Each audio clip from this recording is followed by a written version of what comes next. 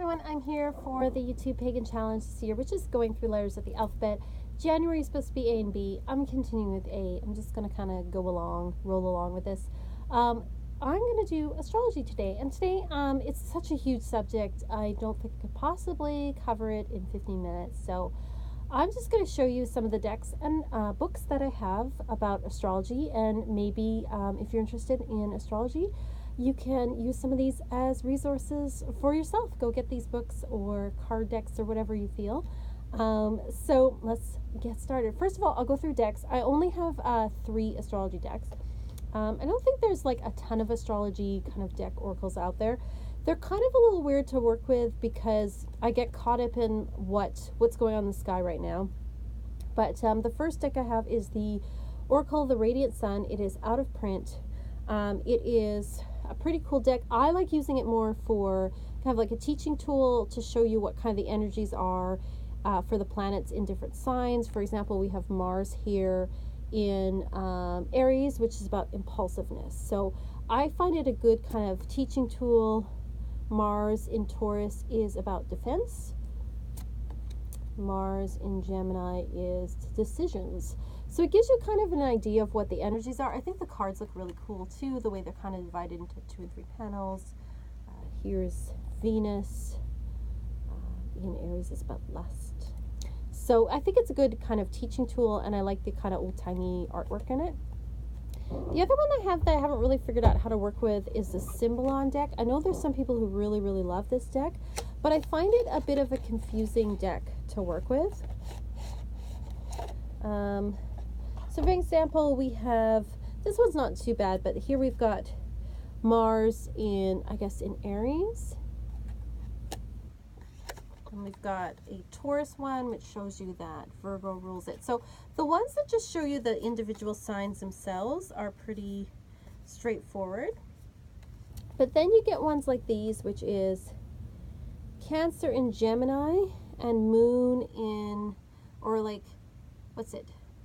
Cancer, and then we've got Mercury in Gemini.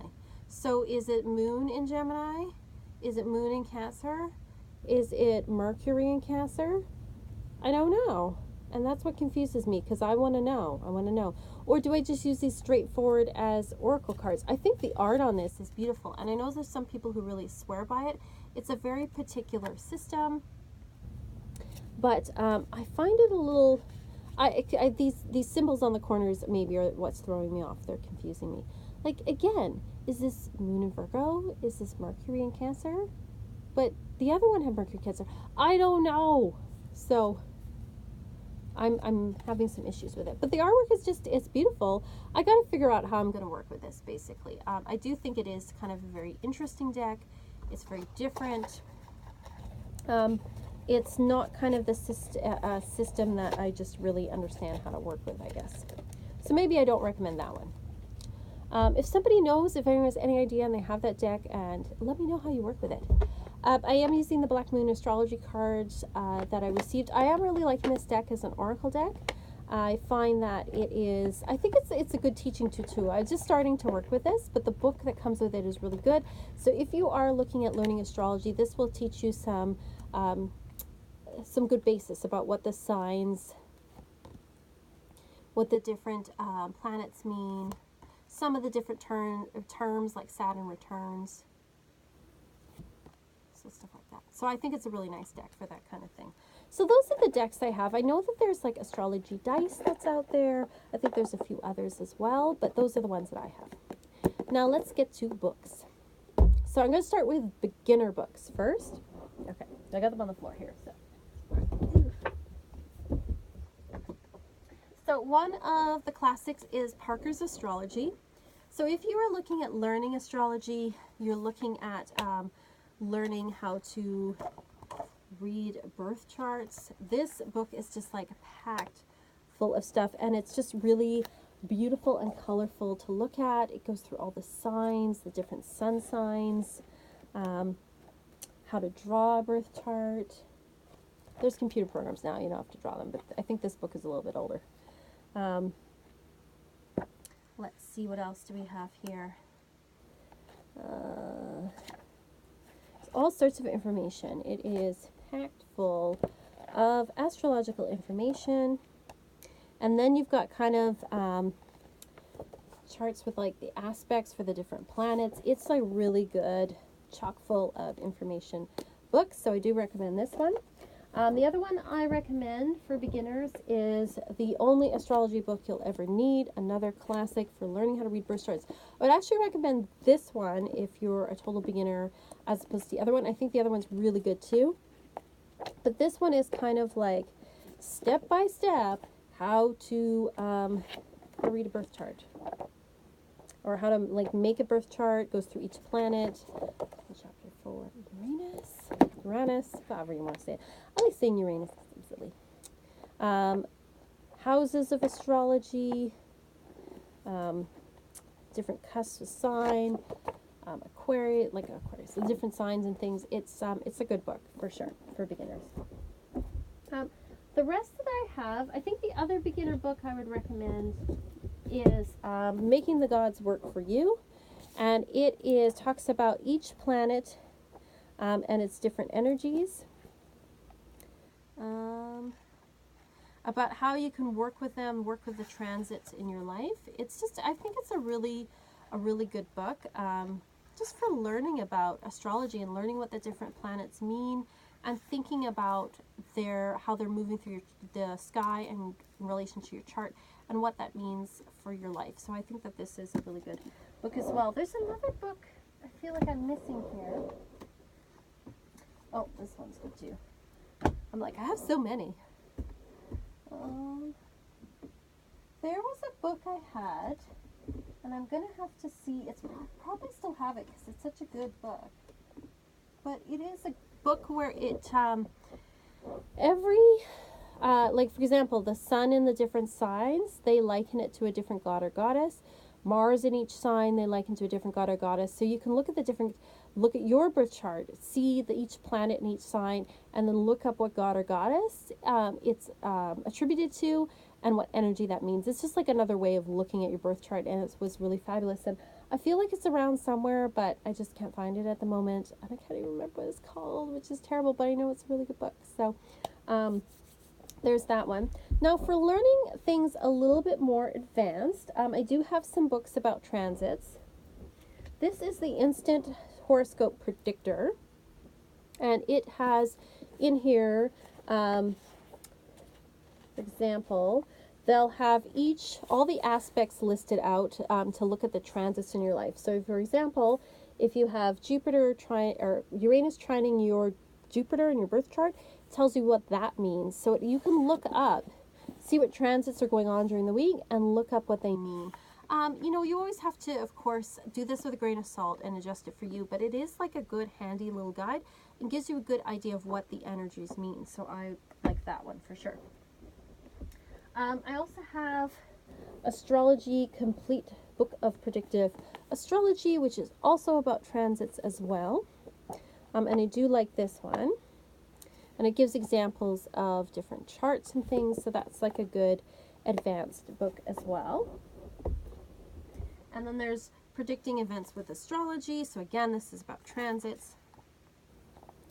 And again, it's the same kind of format where it uses different people's charts to kind of give you ideas of what happens, returns, indications of children, health and wellness, money and success, that kind of thing. It's another one.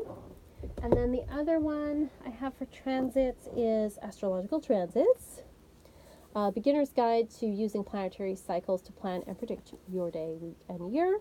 So again, another book with a lot of different informations. So it's got, like, again, sort of, you can look up the different transits in here. It tells you a little bit about how to figure it out, that kind of thing, and gives you examples as well of, like, famous people's charts and things like that. I'm also reading, as far as transits go, this one I have not finished. I'll do a review when I'm done, called The Changing Sky. It's a classic from the 80s, and I'm really enjoying this one. So it's very straightforward. Some of them are a little more wordy and a little more like mathematical and stuff, and this one's just a little bit more straightforward, which I really like. If you want to complicate things even further, We've got here the Asteroid Goddesses. This is a classic as well. This is sort of the book about asteroids. It's about Chiron and especially the feminine asteroids. It's talking about Ceres, Juno, Pallas Athena, and Vesta. And it talks about them, what they mean in the different signs, aspects, how it means when they're in the houses. So if you want to add these to your birth chart, once you've figured out all the birth chart stuff, you can look at this book and you can figure out even more. So just another layer to your birth chart, which I find interesting. The ephemeris in this, I don't know if there's newer editions with a later ephemeris, but the ephemeris in this ends, what year does it end in?